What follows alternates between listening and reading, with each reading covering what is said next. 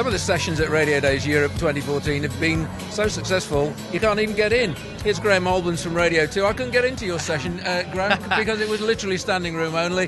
How Sorry good were you? It must have gone okay. I think the other guys in the session must have been much more attractive than me, facially, more than anything. You were talking about new ideas to attract young people, to get people to have the radio habit. It's notoriously difficult. What were you talking about? I was talking about the things that we employ day by day on the Chris Evans show, which isn't necessarily an attractive proposition for young people, but young people are behind it. So producers like me, I'm 26, I'm probably the youngest, but we are a young team, and we generate ideas. One of my points was through this thing called Third Thought Radio, which I try to use my whole life. So one of my points was saying your first idea is probably rubbish, scrap it straight away because most people have had it. Your second thought is starting to get somewhere. You've built on a seed, but that's where most people stop. And the third thought is something really unique and personal, and you're a million miles away from your first idea, and you can develop that from there. So Third Thought Radio is what we try and use day by day, and I think that attracts people because there's an unpredictability to our shows. There's a risk to listen. There's always a plan, of course, but there's also spontaneity as well with that. We know that Chris Evans is himself a very creative bloke.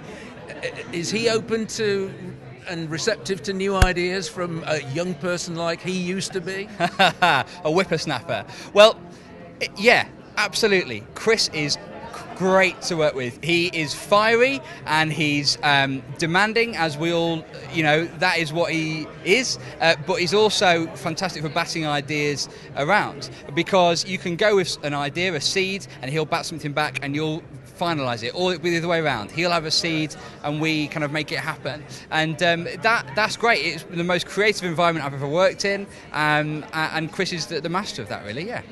A lot of sessions at this conference, as always, will be about attracting young people to listen to the radio. You are, if you don't mind me saying so, a young person. I don't mind that. How do we get people of your age and younger into that radio habit then? I think don't treat us like idiots. I think a lot of radio stations treat people like idiots and presume they know what they want and try and force feed it at 1,000,000 miles an hour. I think young people want to have a say in their radio station and input into what it sounds like. And I think they want to take control of it. This is why things like Spotify and all the on-demand music services are popular, is because they can build their own playlists, they can choose what they want to listen to at any certain time. And I think the same could be true of radio content as well. So young people can start to choose who they listen to, guest-wise as well as presenter-wise at a certain given time as well.